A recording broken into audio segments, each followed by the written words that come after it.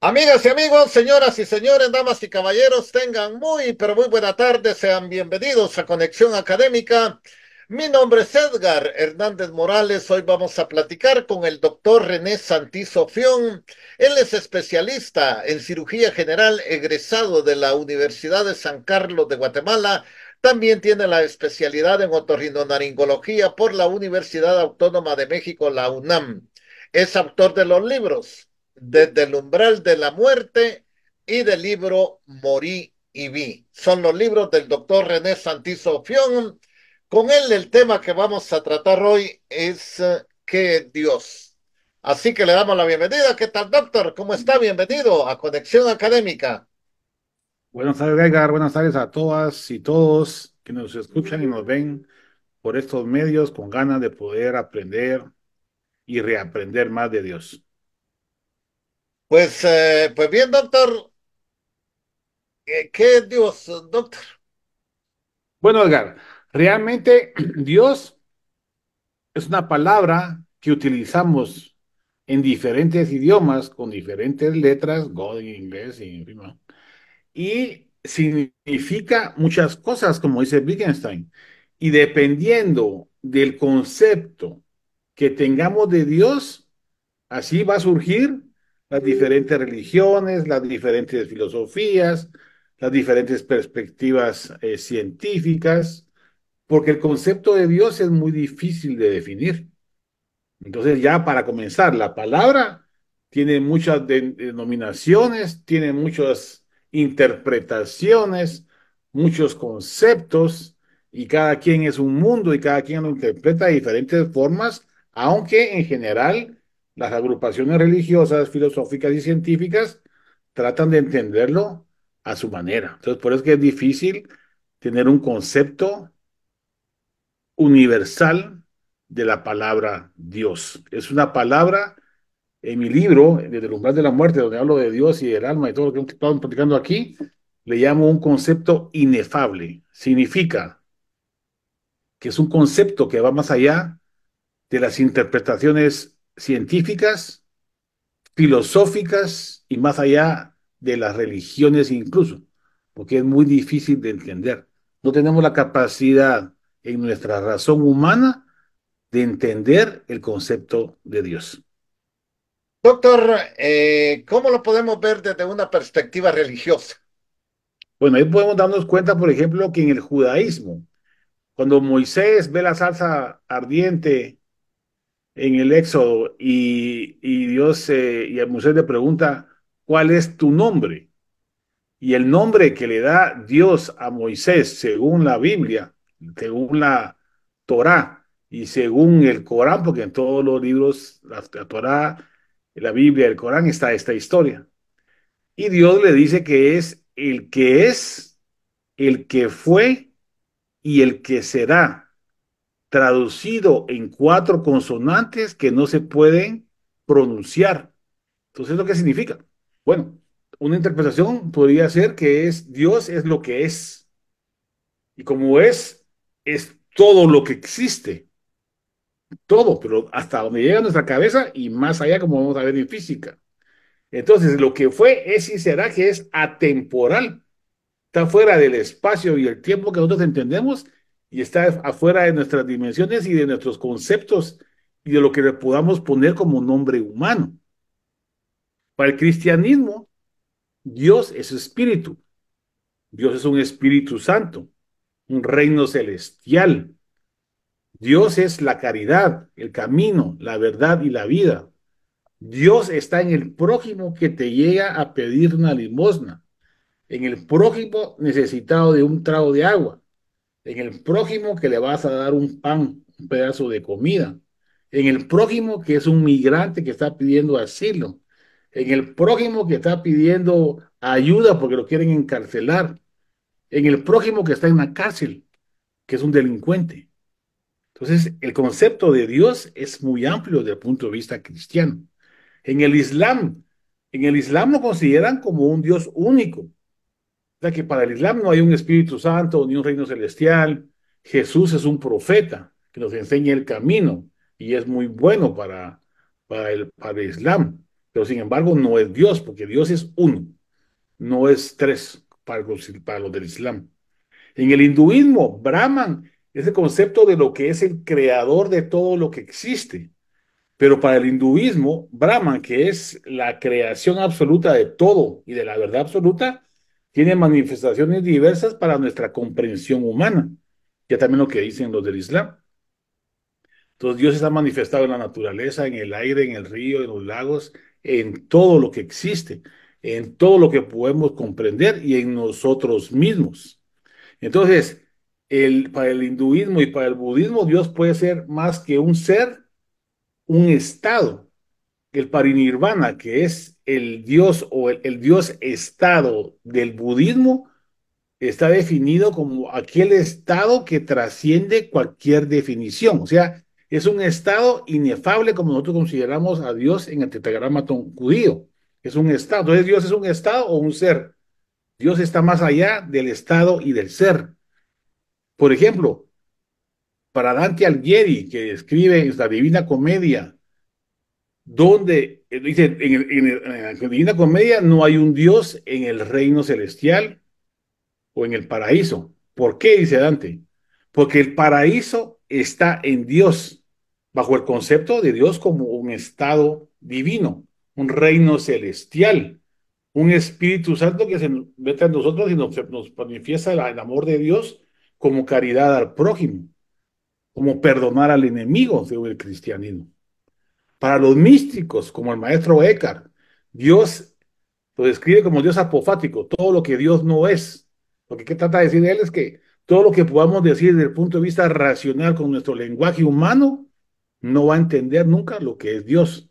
Y lo mismo conciben los místicos como Santa Teresa de Jesús, como Juan de la Cruz, como Juana de Arco, como Ignacio de Loyola o Juliana de Norwich. Dios está más allá de cualquier concepto humano, cualquier concepto religioso, filosófico o científico, que fue lo que yo puse en el libro, básicamente lo mismo. Entonces Dios va más allá de nuestra razón y de nuestro entendimiento. Es un Dios trascendente, pero también es un Dios inmanente en nuestra tierra, en nuestra interpretación, porque lo podemos sentir en la naturaleza, en el amor, en la caridad, o en perdonar al enemigo, o en ayudar al prójimo. Si lo quieren ver así, entonces tienen las dos manifestaciones porque están más allá de esos conceptos humanos. Entonces Dios, según esta teoría, no castiga, como dijo Orígenes, va a perdonar a todos, según Orígenes y otros grandes filósofos, que pueden hablar de filosofía y lo voy a explicar un poquito más. Sí, precisamente a eso iba, como lo podemos ver también desde la parte filosófica, doctor. En la parte filosófica tenemos diferentes perspectivas, ¿verdad? Entonces tenemos, por ejemplo, a Orígenes, que como usted comentaba, que él dice que Dios está más allá de cualquier concepto humano. Critias, por otro lado, que es un filósofo griego presocrático, decía que Dios era un policía que nos vigilaba y lo utilizaban para mantenernos controlados, por decirle así. Pero ¿cómo es posible que hayamos un concepto de Dios en todas las religiones y en toda la humanidad y en todo el planeta al mismo tiempo? Me pregunté yo cuando leí este tipo de concepto. Para Aristóteles, Dios es el primer motor, lo que dice Santo Tomás, la primera causa incausada. Significa que fue lo que dio primer origen a todo lo que existe, la primera motor que se creó a sí mismo. O sea, Dios creó el universo, pero también se creó a él mismo, según esos conceptos. Santo Tomás, la primera causa incausada. Para Spinoza, el Dios de Einstein, Dios se manifiesta en la naturaleza. La naturaleza, coma, el Dios o Dios, dice Spinoza. Pues entonces ahí sería, bueno, Dios es varón, el Dios o la Dios. Es blanco, es negro, es mulato, es como nosotros. ¿Qué, cómo es Dios? Dios no tiene forma humana. Entonces no nos podemos poner a tratar de explicar a Dios como lo hizo Miguel Ángel cuando escribió, cuando pintó su pintura en la Capilla Sixtina, como un señor, un anciano fornido, inteligente, sabio. No, o sea, Dios va más allá de esos conceptos humanos. Entonces entramos a lo que dice Wittgenstein. Dios es una palabra que tiene muchas interpretaciones y en esos juegos de palabras pueden darse lugar a interpretaciones múltiples a través del tiempo y del espacio y de las historias y de las culturas de cada persona. Derrida escribe un libro que se llama Salvo el Nombre, que lo que dice es esto, reforzar lo que dice Wittgenstein, que las palabras son signos y figuras que se pueden pronunciar en un lenguaje, pero que están limitados a nuestra razón. Y Dios está más allá de la razón. Entonces el nombre no es lo que realmente es Dios. Entonces eso que nosotros concebimos a Dios como un Dios que castiga, que nos vigila, que nos ordena y que nos delimita, eso no es Dios. Dios está más allá de esos conceptos. Entonces, para Nietzsche, como dijimos la vez pasada, Dios ha muerto, dijo Nietzsche. Jesús ha muerto, sí, pero resucitó al tercer día. Y como dice Nietzsche, y a pesar de que Dios murió, seguiremos pensando en la sombra de Dios. Seguiremos pensando de la perspectiva cristiana en la resucitación de Cristo, en el Cristo espiritual, en el Espíritu Santo, en el mensaje que dejó, en las enseñanzas de amar al prójimo, en las enseñanzas de perdonar al enemigo. Y Jesús sigue existiendo como sombra, según Nietzsche, a la muerte de Dios física cuando lo crucificaron. Esa fue una interpretación. Pero cada quien puede interpretar lo que quiera, como hemos dicho aquí mil y una veces. Y como dice Marcus Gabriel, Marcus Gabriel habla de los campos del sentido, el sentido de la vista, el sentido del olfato, el sentido de la audición, el sentido del gusto. También habla de los campos, el campo gravitatorio, el campo electromagnético, la gravedad, la luz, el campo de Higgs, que estaba viendo en la mañana, con nuevos conceptos del campo de Higgs como una gran membrana que abarca todo el universo. Y ese universo se forma como que fuera una burbuja. Y esas burbujas se forman infinitas burbujas en infinitas dimensiones a cada rato. Entonces, si Dios es el creador de este universo, según este concepto de física cuántica, Dios debería de ser el creador de todos los universos, en todos los infinitos. Entonces, pónganse a pensar cuánto mide el universo. Bueno, y si Dios creó este universo, pero aparte de ese universo hay infinita cantidad de universos en esta dimensión. Y hay infinita cantidad de universos en otras dimensiones. Entonces póngase a pensar qué tamaño de razón tenemos que crear para entender esa creación. Es muy grande. Entonces, para Marcus Garvey, Dios sí existe en el campo del sentido de la religión y de la espiritualidad humana a través de la historia del mundo y de la humanidad, por supuesto. Doctor, uno le puede pedir a un ser superior, para no Sí, decir Dios. sí. Sí, porque le puede pedir y usted mismo en su interpretación de Dios, si cree en Dios y se lanza a desearlo y a pedirlo y a buscarlo, su mismo cerebro le va a ayudar a encontrar las respuestas y su mismo cerebro y Dios le va a ayudar a encontrar lo que usted anda buscando. Ahora, que Dios lo va a castigar y usted se decepciona porque Dios dejó que su perrito se muriera. O usted se decepciona de Dios porque Dios permitió que su mamá se muriera, o su papá. O Dios permite la guerra, la famosa teodicea. ¿Por qué existe el mal con un Dios bueno? Para comenzar, Dios no es bueno.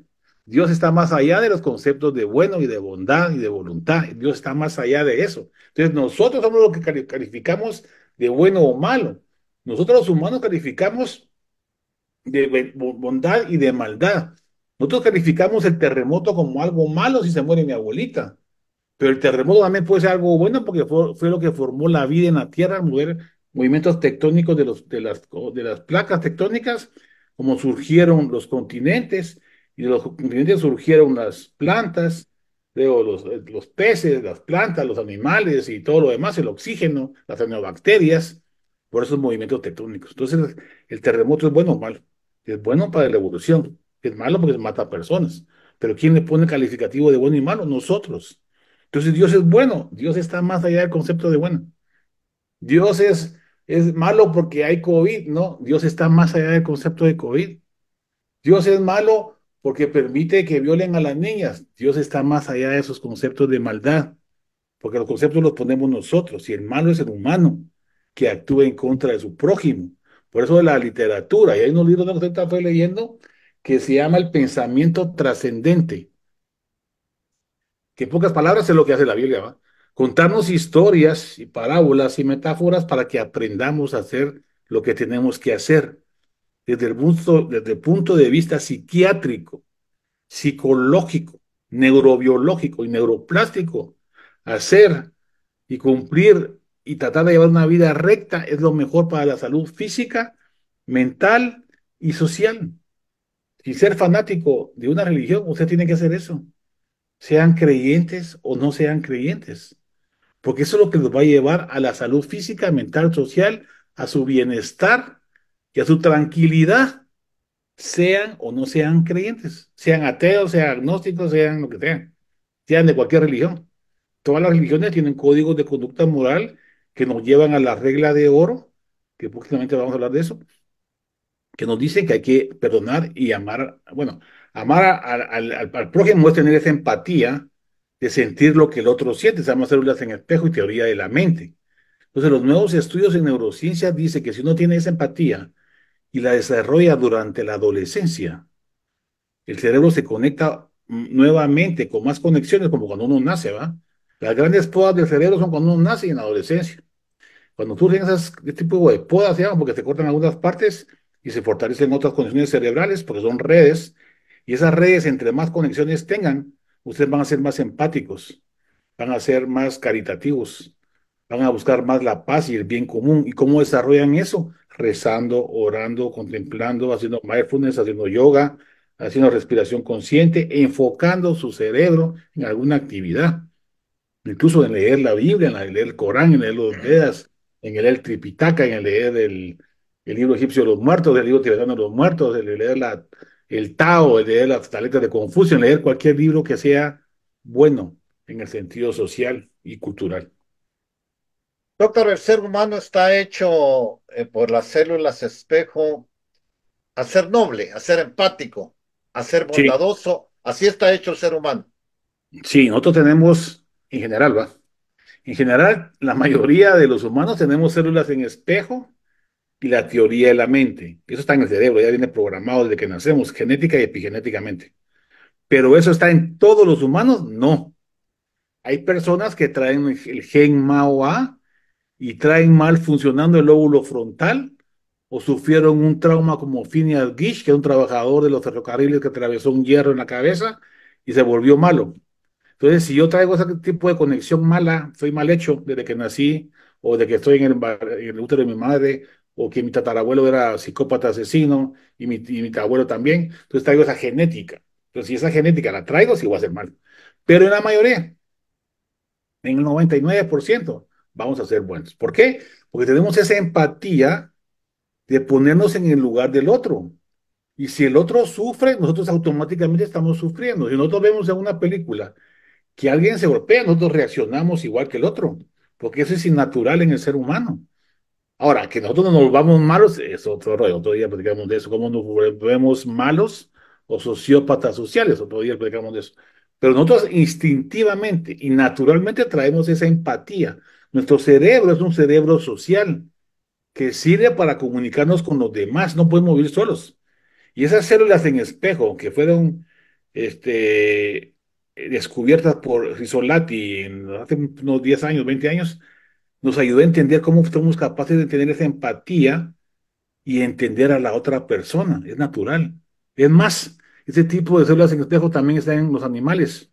¿Por qué creen que el perro cuando muerde a su amo no lo muerde duro? Porque sabe que es su amo. Cambio, cuando muerde para arrancar el pedazo porque está agresivo. Todos los animales también tienen células en espejo, también tienen teoría de la mente, no sabemos, aunque les voy a decir que la teoría de la mente es que uno tenga la percepción de la conciencia de uno mismo, va. Entonces, si yo tengo una mancha aquí de bebé y me miro que tengo la mancha, yo sé que soy yo y me voy a quitar la manchita aquí. Eso lo desarrollamos como a los 2 años, 3 años. Pero los animales como los delfines, como los elefantes, como algunos otros simios, también tienen ese tipo de percepción. O sea que no somos los únicos. También otros animales tienen ese tipo de características, aunque no tan desarrolladas como nosotros. Entonces venimos para ser buenos, y yo diría, venimos para ser empáticos. Bueno y malo, ya saben ustedes que depende, ¿va? Somos empáticos para agruparnos en tribus y protegernos, porque así sobrevivimos. Pero si somos de otra tribu y esta tribu está aquí, entonces, ¿qué pasa? ¿Quién sobrevive? Entonces ahí comenzamos a ver todo tipo de reacción humana, que ya son relaciones sociales de grupos. Pero nosotros tenemos que unirnos en un grupo para ayudarnos. Por ejemplo, si alguien se ríe, todos nos reímos. Si alguien llora, todos lloramos. Si alguien vomita, todos vomitamos por hacerlo en espejo para protegernos de no intoxicarnos. Si estamos en un estadio, alguien está haciendo una ola y todos hacemos la misma cosa, ¿verdad? Porque nos divertimos comunicándonos todos de forma armónica en una entidad, en una actividad social. Por ejemplo, o todos aplaudimos, o todos hacemos el relajo que hacemos. Doctor, ¿y cómo lo podemos ver desde una perspectiva, a Dios, desde una perspectiva científica? Bueno, desde una perspectiva científica tenemos varias formas de entenderlo. Por ejemplo, la partícula de Dios. Eso se llama el bosón de Higgs.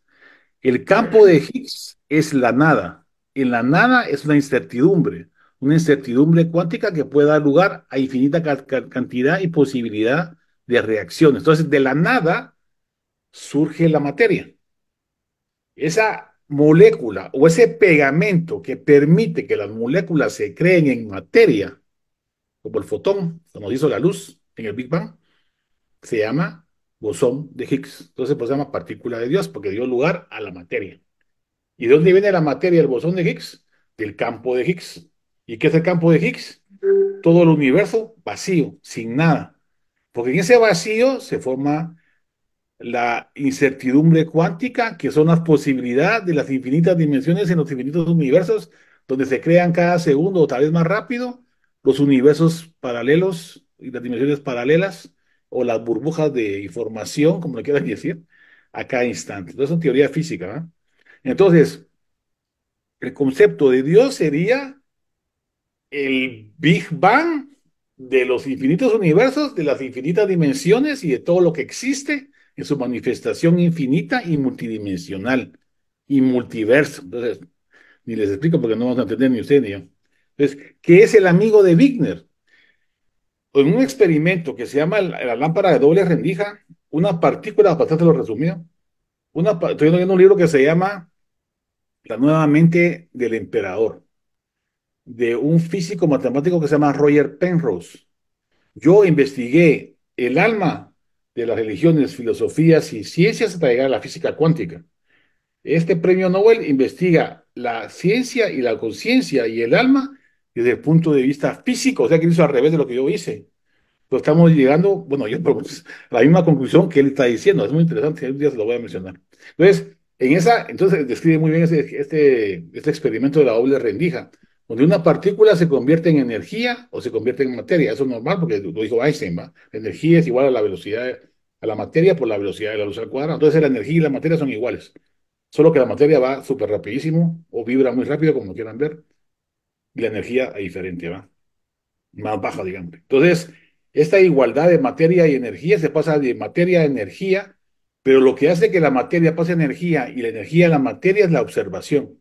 ¿Qué significa eso? Que el observador, la mente, la conciencia del que está analizando, es lo que determina si se comporta como materia o como energía. ¿Qué quiere decir eso? Que nosotros, con nuestra conciencia, creamos la realidad. Entonces, si nosotros podemos crear la materia o energía del fotón, ¿quién nos determina que nosotros somos como somos ahorita? Alguien nos tuvo que haber determinado, que se llama colapso de ondas, se llama eso. Entonces, ¿y quién colapsó a ese que nos está observando a nosotros? Otro. ¿Y quién colapsó a ese otro? Otro y otro y otro, hasta que llegamos a la conciencia universal, al motor, al primer motor incausado, a la causa incausada de Santo Tomás de Aquino, o sea, al creador, que lo quieren ver así. Y ese creador es el amigo de Wigner, que es la conciencia de la conciencia de la conciencia hasta llegar a la conciencia universal. Entonces, esa conciencia universal, para la física, pudiera ser interpretado como Dios. Para Einstein buscaba una fórmula que le dijera cómo funcionaba la mente de Dios. Einstein creía en Dios como naturaleza.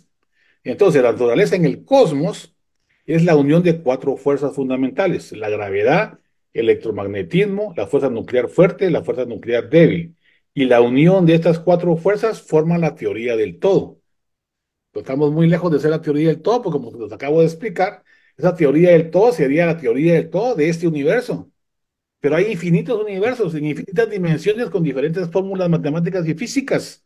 Entonces, la teoría del todo que estaba muriendo, que estaba buscando Einstein y se murió buscándola, la seguimos buscando ahorita y estamos buscando la teoría de las cuerdas, se llama mi teoría M. No estamos lejos, ¿va? Es otra forma de entender a Dios que está más allá de todo eso. Para Hawkins, en su libro que se llama La historia del tiempo, él dice que quiere entender la mente de Dios al entender la física del cosmos. Va, ahí sí, según él creía en Dios. Y después hizo un nuevo libro que se llama El Gran Diseño, donde dice que no hay necesidad de un creador. Pero el creador es lo que hablamos de la terminología humana y la razón. Está limitado, no lo puede explicar. ¿Qué es la razón? Para que sepan, para otra charla otra vez. La razón son los argumentos que utilizamos para defender nuestra verdad, pero nuestra verdad puede estar equivocada y puede ser mentira. Entonces, la famosa razón tampoco es lo que creemos. Entonces, sabiendo que hay ateos que no creen y tienen la certeza en la verdad de que Dios no existe, sabiendo que hay agnósticos que dicen que no saben si existe o no existe, y sabiendo que hay creyentes que creen que Dios existe, ¿quién tiene la razón? ¿Quién tiene la verdad? Y eso va a ser interpretable desde el punto de vista de cada cultura, de cada religión y de cada persona. Y si alguien tiene fe y se quiere sentir bien y rezar, se va a sentir bien y va a mejorar su salud, su bienestar y su felicidad. Entonces, cada quien tiene que buscar a Dios, sea el concepto que crea cada quien, porque no vamos a poner de acuerdo nunca toda la humanidad. Debemos de buscarlo para nuestro propio bienestar físico, mental, social y espiritual, comprobado con estudios científicos. El tener una religión, el tener una fe, mejora la respuesta inmune, nos enfermamos menos, nos da menos cáncer y aumenta los telómeros del ADN y los cromosomas que nos hacen más vivir más y mejor y más felices con ciencia. Son artículos publicados en ciencia, básicamente. Doctor, ya para finalizar, porque se nos terminó el tiempo en conexión académica, una síntesis de todo esto. Ay, se la echó grande, se la echó grande. Mira, pues, la síntesis, como siempre saben, la síntesis debe ser buscar el bien común, el justo medio, y ponerse en el lugar del otro. Entonces, yo creo que lo más importante de eso es ponerse en el lugar del otro. Entonces, si yo creo y yo soy feliz así creyendo, tranquilo. Pero si tengo una persona que no cree y está empecinada en que Dios no existe y es relegada por muchas personas, pongámonos en el lugar de esa persona y tratemos de ayudarlo, pues. O si yo soy musulmán y ustedes son judíos, pongámonos en el lugar de las personas que creen en otra religión pero que están sufriendo. Debemos de ayudarnos a salir de esos esclavos y no estar usando la religión para pelear entre católicos y evangélicos, por ejemplo, por otras cosas. Pues otra cosa, ¿va? La religión también, como la filosofía y la ciencia, puede ser utilizada para mal, porque somos nosotros los humanos los que hacemos el mal, no ni la religión, ni la filosofía, ni la ciencia, ni Dios, ni nadie, somos nosotros los que hacemos el mal. Entonces pongámonos en lugar de los que están sufriendo para poderlos ayudar y que todos tratemos de vivir lo mejor posible para seguir adelante en este buen vivir del bien común. Bien, doctor, muchísimas gracias por haber compartido con todos los oyentes de Radio Universidad y de Conexión Académica. Gracias, doctor. Adiós. Bien, amigos, llegamos al final entonces de un programa más de Conexión Académica. Hoy estuvo con nosotros el doctor René Santizo Fión. Él es especialista en cirugía general, egresado de la Universidad de San Carlos de Guatemala. También tiene la especialidad en otorrinolaringología por la Universidad Autónoma de México. Es autor de los libros Desde el umbral de la muerte y del libro Morí y vi. El tema que tratamos con el doctor René Santizo Fión fue ¿Quién es Dios? Bien, amigas y amigos, llegamos al final entonces de un programa más. Esto fue Conexión Académica.